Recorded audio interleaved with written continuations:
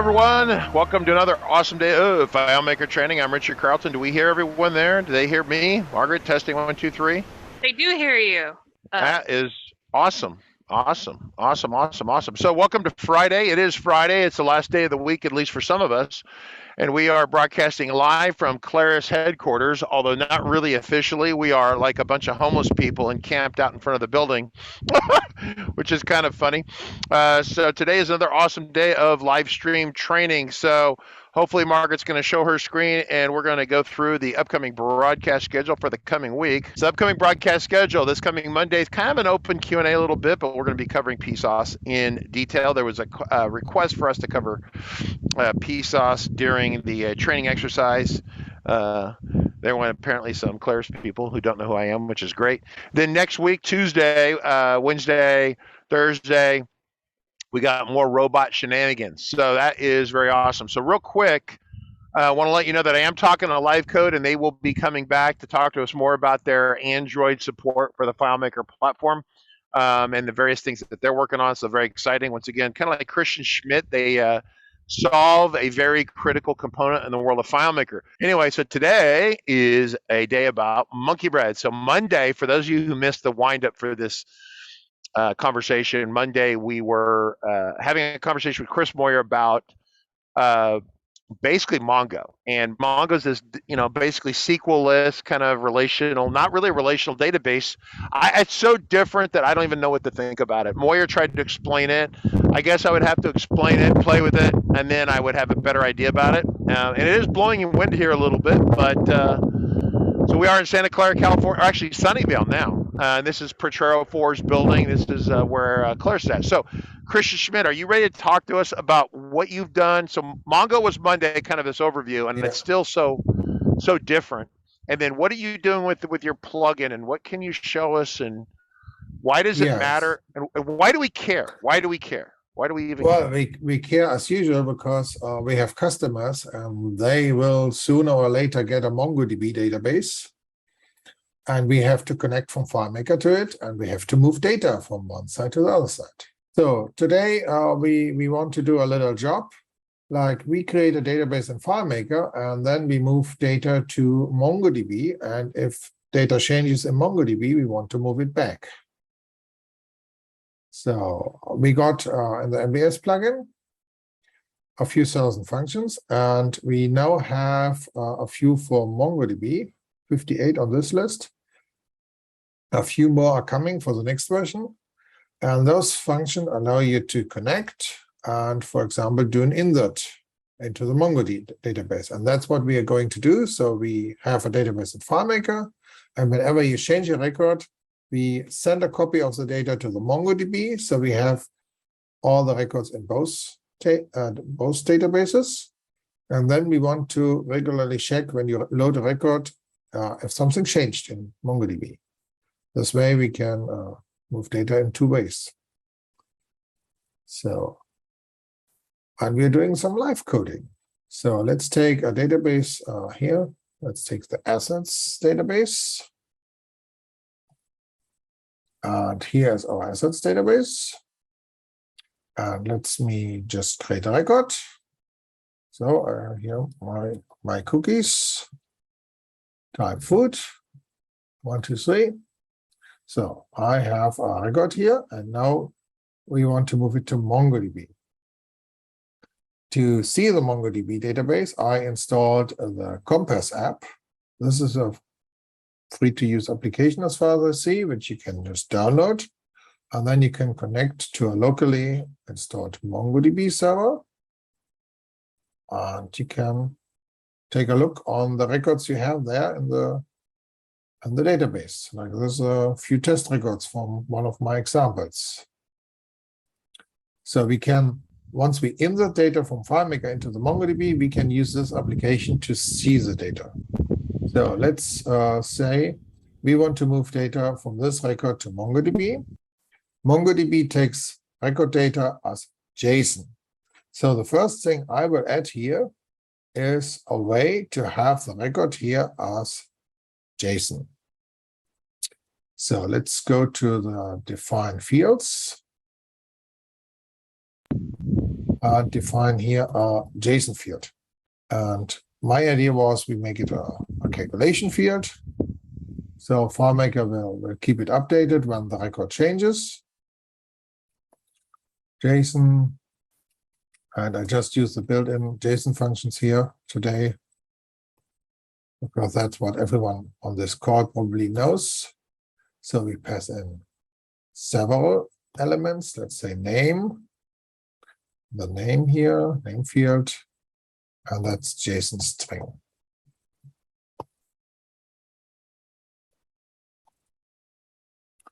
And as you see, all my nice things are working. So we have description. And the plugin shows you where the brackets are. And if a bracket is missing or wrong. So let's say we have an I. We have to pass in the primary key, or just call it primary key as FileMaker does. So JSON string, this will be a UUID, and it's also move type. Or we should also have a number value maybe. So let's also add the price field. So JSON number. So this is basically a little bit of making JSON in FileMaker with a built-in set element function, which takes a list of this tuples and brackets, something you can't do with plugins. So I can't use this notation with my plugin, but all this works here. So let's just save it. Of course, we want to replace values. Yep. So, and I messed up the layout. So let's put JSON a little bit bigger here. And let's put it on the bottom.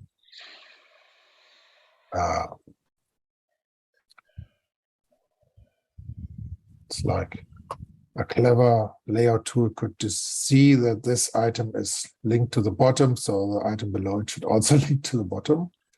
So yeah, and we have to edit the data before it'll update, right? Yeah, there we go. Let's see. So no, not yet. No.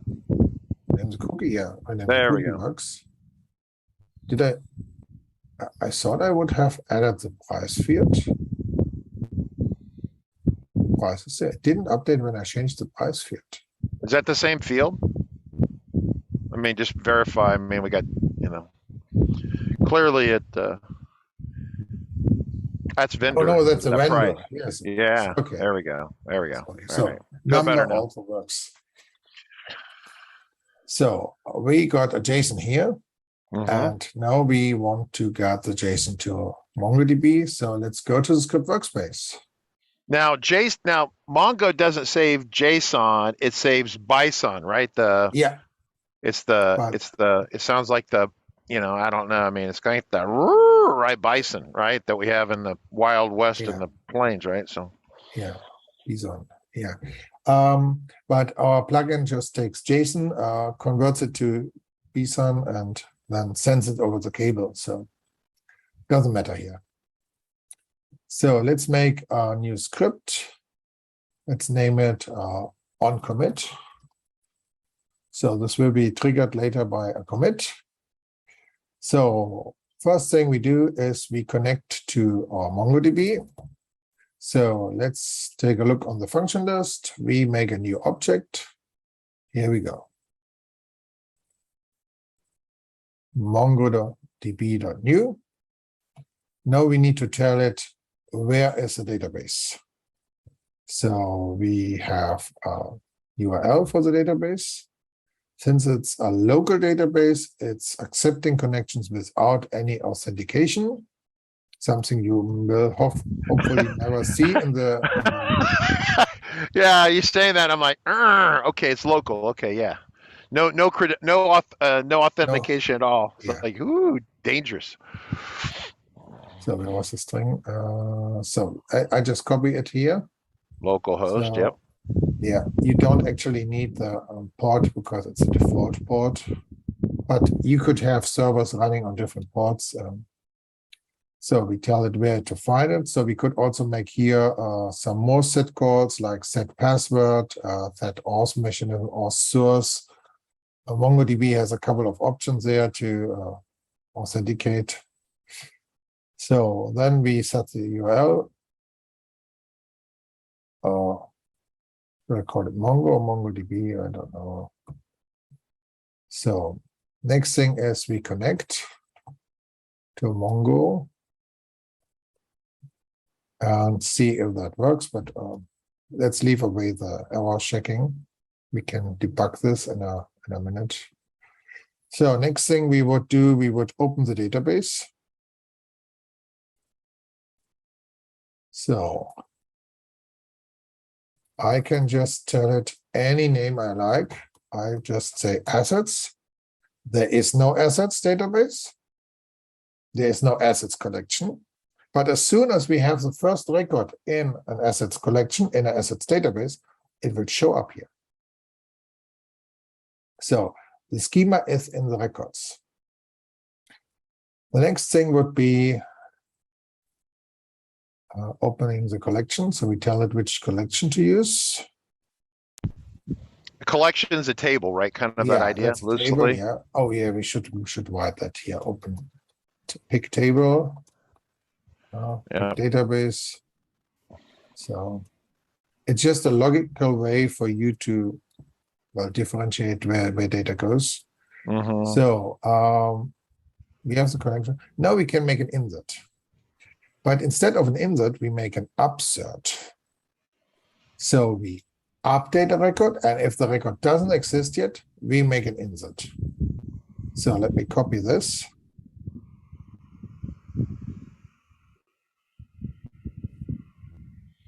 So $Mongo. So we want to update the record with a specific, oops, yeah. So JSON set element. So the record we are looking for has a primary key with this value. And then we send in the new JSON. And here we have to tell it to set it. So JSON set element, again, an object. So we say set the following. The value is our JSON record, JSON object. So, and the options is another JSON.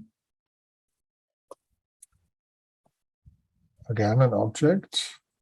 And the value is upsert. Insert, upsert here. Let's see if I type it correctly. And that's a Boolean. So let's format this. There are some questions, but we'll get those questions as soon as he gets Yeah. this kind of basically working. So I did So see let's Oblig's see. question. So yeah. So we update one record identified by the primary key. We tell it to change the record. And then if it doesn't exist, yeah, insert if it doesn't exist. This is a little thing. I hope I typed it correctly. So another thing we may want to do is just show the result here, MongoDB result on the layout, so we can see it.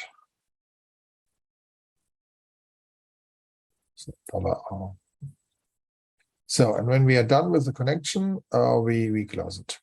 We could change it later to keep the connection open, or we just make a new connection every time. In our case, it doesn't really matter much. So, yeah, let's debug this. Oh, first I fix the layout.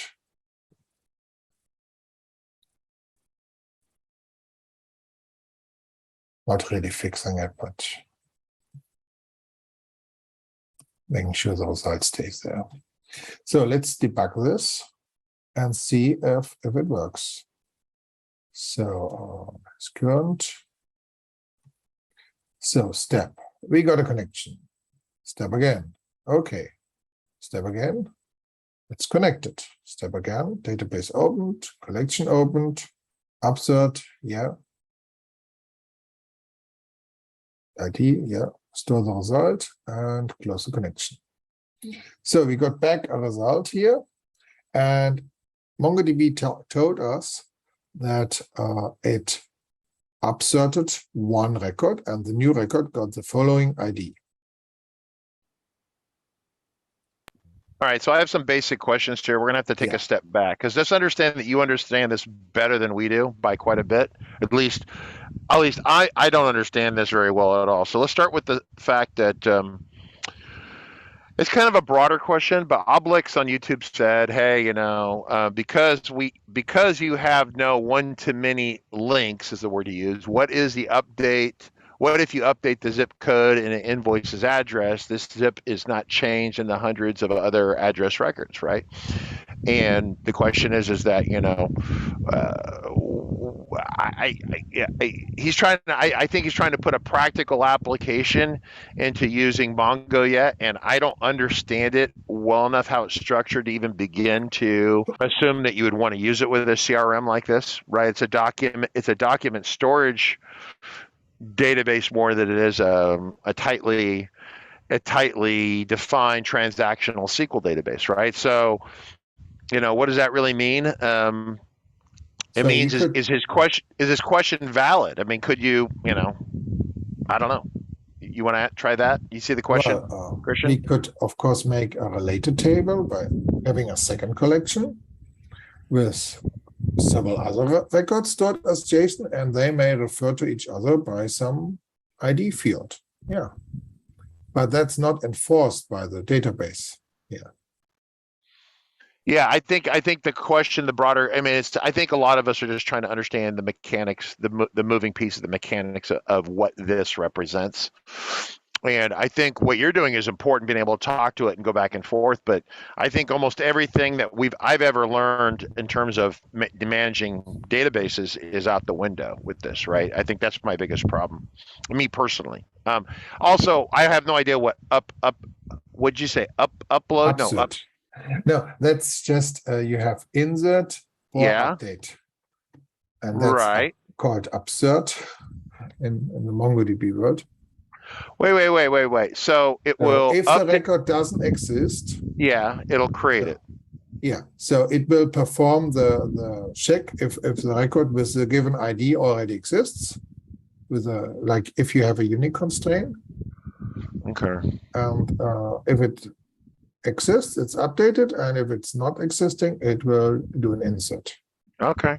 So I had no idea. I mean, upsert sounds like what the doctor does at the doctor's office. Sir, bend over. We're going to upsert your medical device. All right. So see, Margaret, we have other questions. I mean, am I the only one here who has no I mean, I understand what he's doing. He edited some data. He upserted the data, which is a new word for me. I'll probably have nightmares about that tonight. Yeah. But so what other questions I don't have to write the insert, and then if the insert fails with a duplicate record. No, I think it's a great idea. I just never seen it before, right? Let me see. Don't we have that here?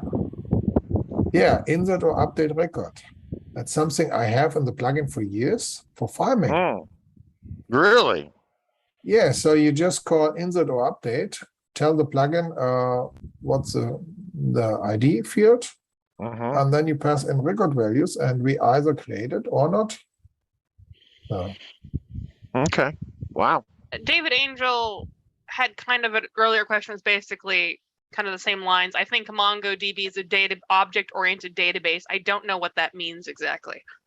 It's a document-oriented, and every document is a BSON or JSON block of data. So let me ask some big structural picture questions here. Say FileMaker is FileMaker, and Mongo is Mongo, and say for some reason that Claris supports Mongo some way. And so as we build a solution, say we're going to build a new FM starting point, and you had the choice of using one database engine or the other database engine, or using both together. You, Christian, know more about this than I do. How would you build it? Would we say, oh, don't use Draco anymore, use Mongo? Or do we use Draco No. The first thing is, if you create something now in Claris Studio, it will use a MongoDB database. I got that. But let's And just you can use that with ESS. So if you would create all your tables on the Claris Studio side and use them with ESS Plus in your CRM solution, then you would store all the data in the MongoDB database. You could have all the things for Mongo, like replication and fails, like jumping to a different server if one fails, and being able to use thousands of users. And yeah, but ESS is forcing Mongo to be kind of relational, right? I mean, that's the thing, right? So ESS forces the data back and forth. I mean, I think ESS is our, to be very clear, that's kind of why I'm here today. I don't know. Well, I mean, it's throwing away all the MongoDB benefits and just putting an old SQL-like database on top of it. Right. So the question is so let's just set Claris's mayhem aside for the moment, what they're doing, and so let's just pretend that your plugin is absolutely awesome. It's essential. It's even way better than it is now, and it has artificial intelligence just as smart. And so your plugin goes, "Hey, Richard, you're going to build a new database." I'm like, "Yeah, I'm going to build a CRM," and it's going to go, "Would you like to use Draco or would you like to use Mongo or a combination thereof?" Forget the Claris Studio part for the moment. Let's pretend that I have the choice. I have a choice of using the best tool for the best part. I'm assuming I'm going to use both of them kind of together, but I don't understand. What we are doing here is we are mirroring all the records into the Mongo database. So you could have maybe another web app to show these records on the web, or code a little PHP script to do a form on the website and collect data. Yeah, no, I understand that, and I understand your CRM could use FileMaker as a local database and then put them on the server in the MongoDB server.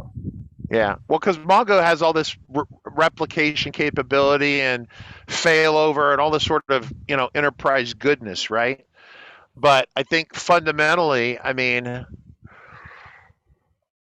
yeah, it's just a conversation that it's literally if I went to the UK right now, I took a plane, went to the UK, and they said, "Here's a car, go drive down the road." I would kill myself and probably 20 people. Right? Because I'm driving down the right side of the road because I look down the right side of the road here in the United States. I go over there. I'm going to try to drive the left side. If I panic or do something crazy, I'm going to flip to the way I know and hope that everyone gets the hell out of my way. And that's how I feel with Mongo. I don't, and I'm not supposed to be an expert. Yeah. So the part of me is Oblex is asking kind of a in the weeds kind of technical question about relationships, and it begs the question: are relationships even possible in Mongo? And Moyer says that they're faster without it, right? Mongo is faster, right? But somehow you still get the data, which makes, I believe what he says, I believe it to be true, but I don't understand the mechanics of this. Literally, it's like, here I am in the UK, drive the car, good luck. Here are the keys. Yeah, you would still write your queries to find the records for the relationship, but you wouldn't define the relationship upfront. Yeah. I'm not complaining. I mean, I think your plugin's great. Where a lot of us here are going to have, and listen, if I'm trying to train people how to basically understand FileMaker, and now we've made the conversation 10 times more complicated, I have no idea how long it's going to take to train everyone on basic Mongo. Right? You could talk, but do you really understand it? Sit here and wire it up a CRM for me in the best way possible. I would like to now do the layout setup and just assign the script to run on commit. Yep, keep going. That's fine. You don't have an answer for the question, and I'm not expecting it to. I'm just trying to understand. I literally. Well, you would have the chance to have your your CRM could talk to a local FileMaker server, and then you could have several users in a company, and then you could also upload it to the Mongo database. So you could have several companies share data over the central database. Yeah, if you want. So let's see, my cookies 2. I click here, and yes, it ran the script, and we got a modified count of 1. So 1 one record was updated in the database. Let's go here and find the refresh button. Yeah, my cookies too. So this is not a live view, but it's so let's say, and I can modify the record here, but if I modify here, it doesn't matter because nothing is happening. And once again, when I change it here, we will overwrite it. So yeah, so currently it goes one way, and let's just make a new Richard cookies, make a new record, and then refresh here, and new record is there. Wonderful. Seems to work. Yep. Yep. I mean, everything you're doing makes perfect sense, right? So I think it's more like, more kind of this fundamental of where does it fit in the world, and like I understand Christian's place in the world. I understand my place in the world. I don't understand. Just give you the toolbox. So I understand that you're the guy who gives us the toolbox, but it's like the first 2001 movie where the monkeys are running around beating the ground with like bones and right. It's like, hey, they have this tool, but they don't know what to do with it. So they're beating the ground with it. So you will certainly have in the future customers with a MongoDB database, like you have customers nowadays with MySQL. I totally agree with that. I totally agree. So we just want to be early to provide you the tools, and later you will use them. And maybe eventually you get your Claris Studio Mongo database locally on premise, and then you may want to do more stuff than Claris Studio maybe allows you. Is Moyer here? Is Chris Moyer show up to this event? Yes, he is here. We should have him. You should have him come over on the Zoom real quick. If you could send him the Zoom link. I don't know if he's got anything he wants. Some like pithy words of wisdom. He's so good at that. Yeah, but and it's just because yeah. So otherwise, I would like to make another script to keep going. Make another script. We'll try to get Chris, because I need like. You're like the super mechanic guy, but I'm trying to understand, So let's I get it on the MongoDB database and say we add here something like account. Let's say we have here our warehouse in FileMaker, and we defined a product, and now the other side defines how many we have in the warehouse. So let's say we have here a counter with 5. And also here we add another. So as you know, every record can have whatever field they want, and whatever type, doesn't matter here. It's just a number.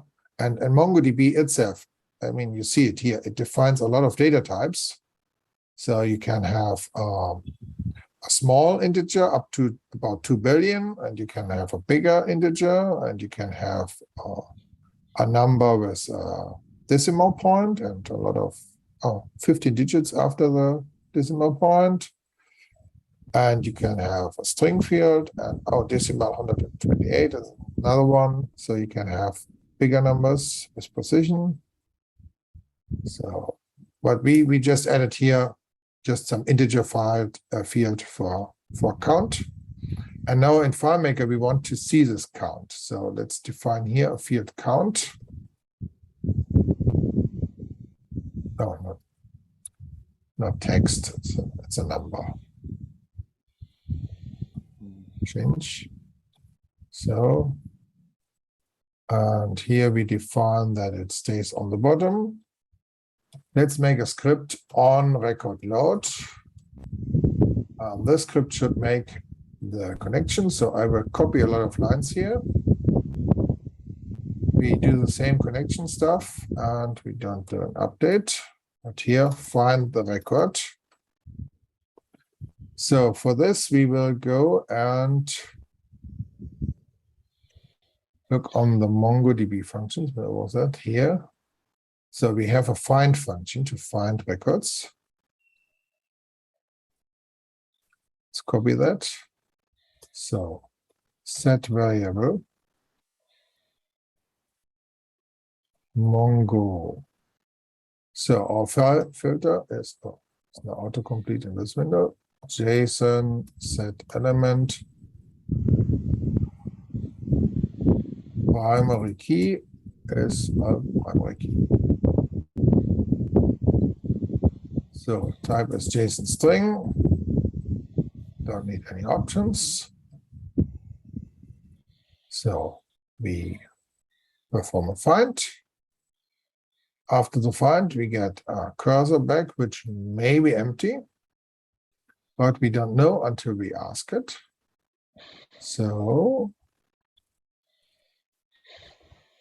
and there is a possibility that between those two script steps, a new record is created, and then the cursor may still find it.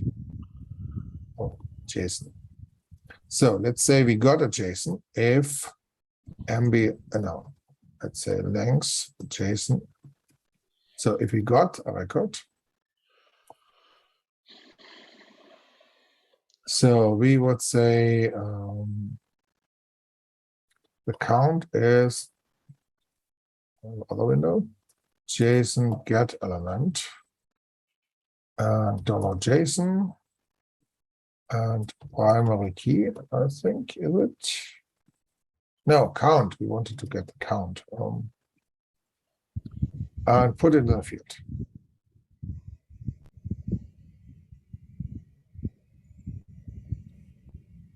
So okay, I should trust my auto completion. Yeah. So let's just run it on this record. 2, yeah. We got a number. Now let's make it an on-record load script. Layout setup, script triggers, on-record load.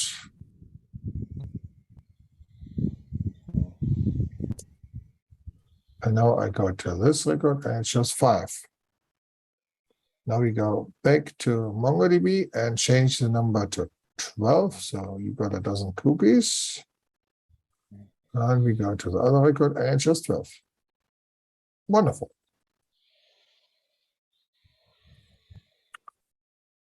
So do we have any questions for this script?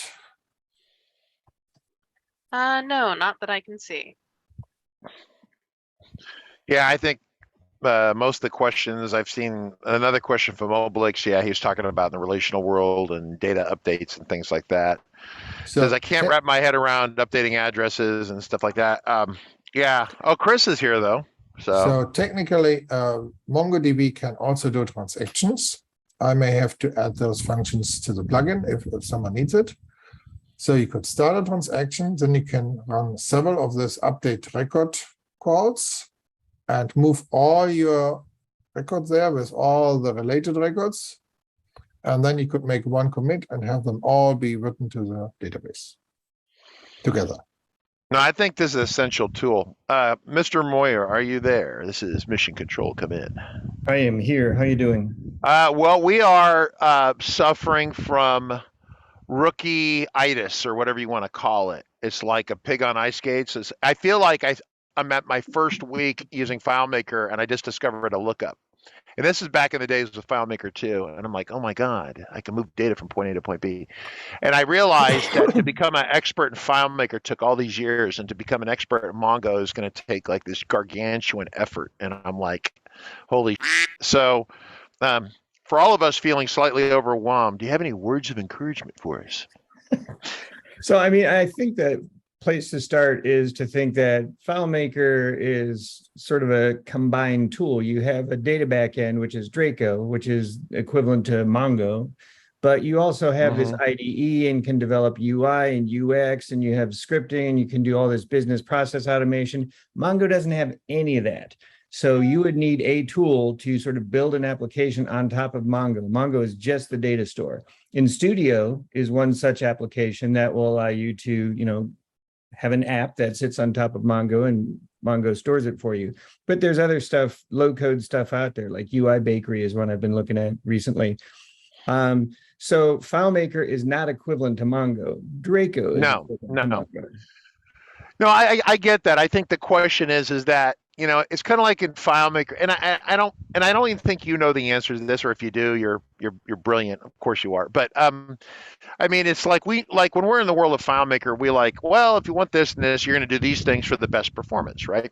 and in the world of, and now we're going to say, by the way, here's this extra tool set that you have. And my question is where do I want to use it appropriately, right, for the best value? Because clearly, like for example, the sharding and the replication and stuff like that, stuff that Mongo does naturally, that's an automatic win, something that Draco just sucks at, right, fundamentally. So besides this kind of enterprise goodness that we have, what other things can Mongo help us with? And set aside Claris Studio for the moment. Let's just pretend that the MonkeyBread thing kicks a ton of it, which it probably does, and we can, what would we put into Mongo that we're to help us in the world of FileMaker that make our experience better? Does that make sense? Right. Like, where's so the appropriate use? There's two considerations here. One is a licensing consideration, and that, Mongo is an open source thing. And so if you want to have, 100,000 or 1 million users roll up on it, if you're using, proprietary infrastructure and you have an Atlas account on AWS or Azure or whatever cloud provider you like to use, then yeah, there would be some cost to that, but it wouldn't be like, big time licensing cost. It'd be cost to use the infrastructure. And so there's no good equivalent to 100,000 anonymous users on FileMaker. You could push stuff out using the data API or something like that. And, people do that and they roll their own stuff using, React or something, build a front end in JavaScript. But, WebDirect would never, ever be able to serve that kind of audience. So the licensing issue is a significant difference in that you can hang as many users as you want off of Mongo and it just will do its thing. And the other thing is the technical aspect of it is Mongo can handle that many users and automatically scale up to accommodate that. And, FileMaker is just not in that league, certainly not with, WebDirect or anything like that. So I'm going to summarize what you've said, and then you can critique my summary. So we're saying that if we have, one, that licensing is a lot easier or less expensive, shall we say, and Mongo can scale. So if you had a system, a CRM system, someone's building a system out there. I'm just using CRM for example, could be anything.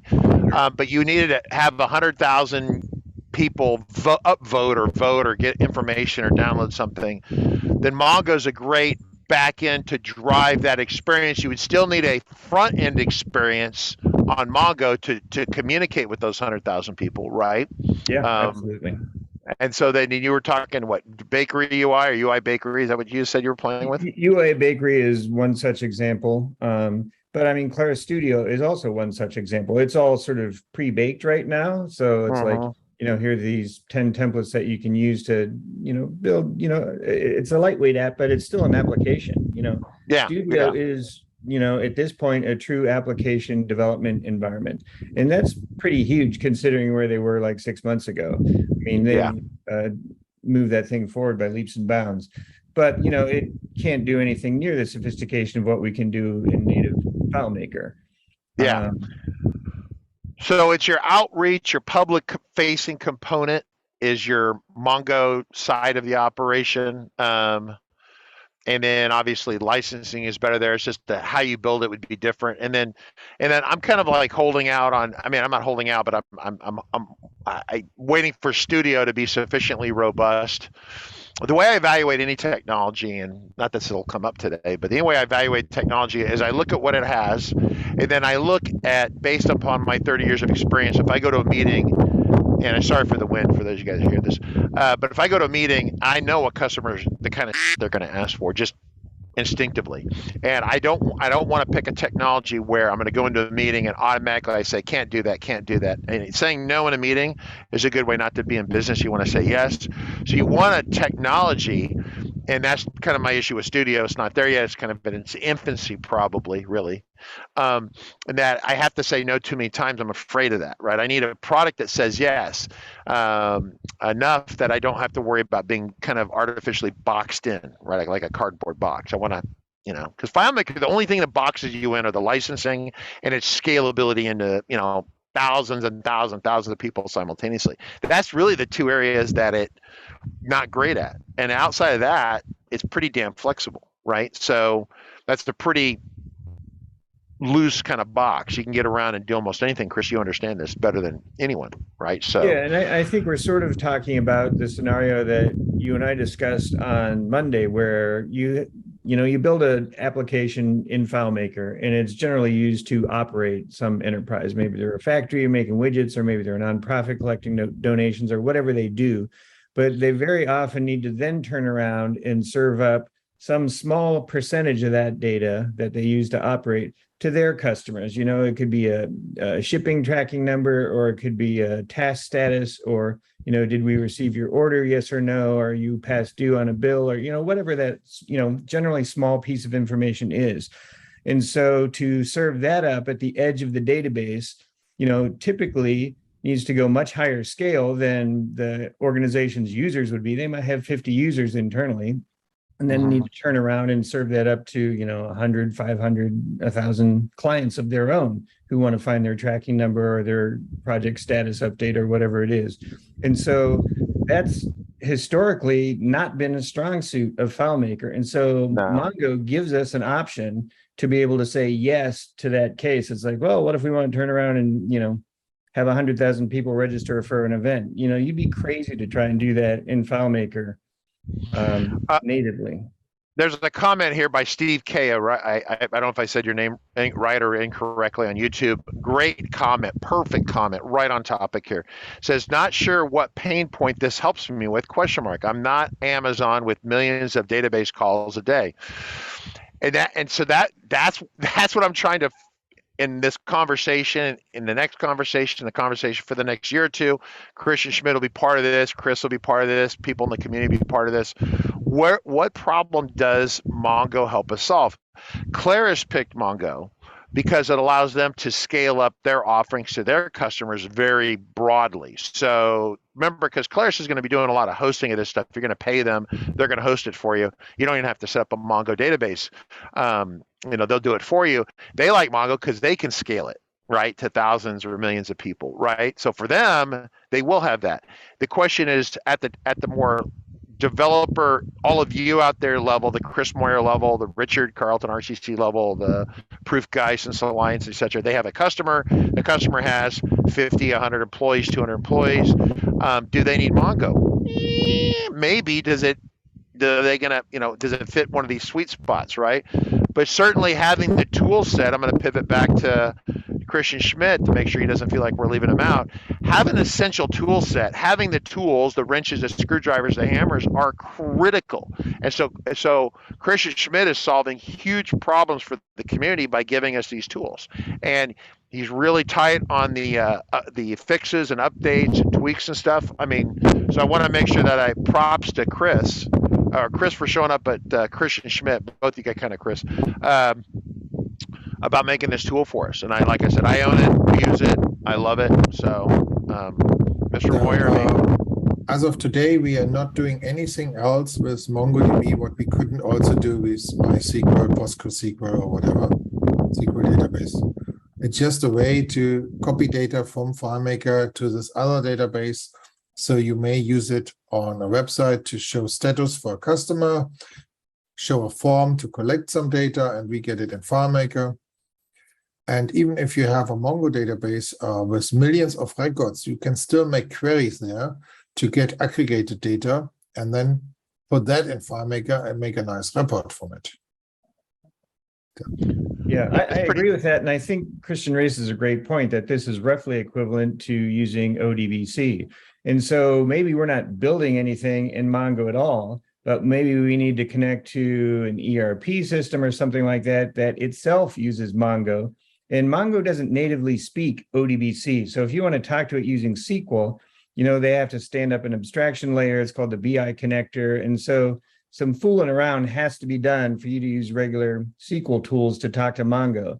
If you don't have an API for some Mongo-based system, what Christian's provided here enables you to talk to the thing directly. So if you need to talk to a foreign system and either push data into it or get data out of it, these are the keys to the kingdom right here. I totally agree with that. It is perfectly said. I like the way you phrase things. Stand up a layer, what would you call it? It's an abstraction, right? An abstraction layer. Abstraction layer. Yeah, it basically is talking to Mongo on the, it's like a UN translator. On the one side, it's talking BSON to Mongo, and on the other hand, it's talking SQL to some SQL client, and be that Crystal Reports or Tableau or whatever you got. Yep. All right, other questions. Margaret, do we have questions from people? I mean, everyone's kind of wrestling with the same thing I am, right? And so just trying to, figure out where this looks like and where it goes. And a big part of this, I guess, is what Claris does. And, because I mean, this has been kind of in progress for a while, and it's now starting to actually go somewhere in terms of their active development and then coming back and showing us something new. So it seems like there's like legitimate forward progress on it. But I don't really have a good view for where they want to go with it besides they want to make more money, right? I mean, that's the only thing that I can tell you that is a constant to the universe down here, is that they want more customers and more money. And how they do that, how they think they're going to do that, I don't have a clue. So, well, they suddenly come up with a new licensing scheme where you get MongoDB and Claris Studio added to your license. That would seem to be part of it. Yeah, there's some interesting stuff with that. We'll see what And they say once today. you have customers with that option, they will certainly start using it and using Claris Studio for some registration forms. And then you will have to use the CSS Plus there to get the data into FileMaker. Well, that's kind of the thought process of where they're going with that. But remember, that's a different demographic than the developer. The developer demographic are people that already kind of do this stuff. So the question is, they got brand new people that they can reach out to. They have to get in front of those people. How are they going to do that? There's some bigger questions, kind of why I'm down here, right? It's like, hey, how are you going to do that, right? Moyer already knows all about you, but what about the kindergartner teacher across the street from Chris who doesn't know about FileMaker? How is Claris going to get in front of that person? Or are they? That's a good question. All right, Mr. Moyer. Well, I greatly appreciate you coming in, playing color commentary on this. Very, very useful. And then Christian's still working there. You had another demo for us? Yeah, just before we leave, I just wanted to show you a little other thing I'm working on. So let's see if you have some loops, some if, you probably know that we have already this coloring here that we show you the matching entries. But we got a new thing here on the left here, this little arrow.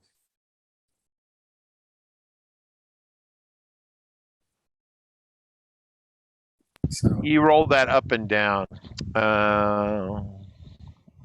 So you can now collapse. Chris, now I have a new request to Claris to put in their product. Would you kindly steal Christian Schmidt's idea and put it in your product? I like that. What version of MonkeyBread do we need to get that? This will come in a few days. I still have to find a few bugs here. 12.4. 12.4, yeah. Well, yeah, first pre-release early next week. Okay. On the website. As you see, here's a bug here. I collapsed it, I get it, I uncollapse it, and the line numbers don't know about it. Oh yeah, you bogarted the line numbers. Well, yeah, Chris Moyer, I love the quality of life stuff here that he's doing for us too. I don't know, Christian Schmidt, that's like always, in my opinion, the product of the year. I love it. We have two questions real quick, actually, so I'm going to do this real fast. Where is new in FileMaker or a MonkeyBread add-in? I believe that is MBS, correct, Christian Schmitz? So the collapsing code is now, of course, only for Magos, not for Windows. Buy a Mac. It's a thing. Buy a Mac or convince Claris to implement this feature. And there's Rick Hellman. That's the guy you have to ask. Wait, hold on. What's that? What would you like to say hi to the world? Say hi to the world. That's Christian Schmidt and Chris Moyer. Hello, world. Hey, Chris. Hello. Christian. Hey, how you doing? All right, I'm going to hand it back to Rich. All right, I'll let you guys go. Margaret, if you want to wrap this up or have any questions, I'm going to let you go. All right. Okay. Bye. Again, there's a lot of thank you, Christian. MBS is great, which is always the case. So thank you very much for coming on to show us your stuff as always.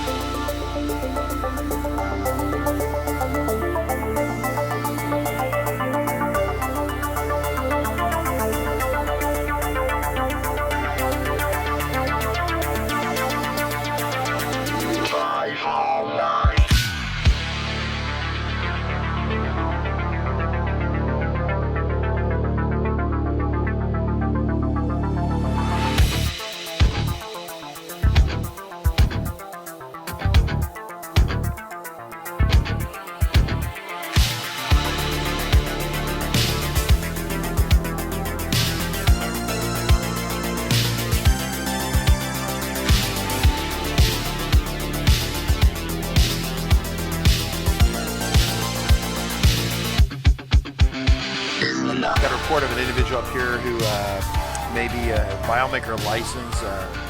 Well, it's potentially expired. Look at the back of that car right there. Looks like the FileMaker license has expired. Sir, I need you to step out of the vehicle. Sir, step out of the vehicle. Sir!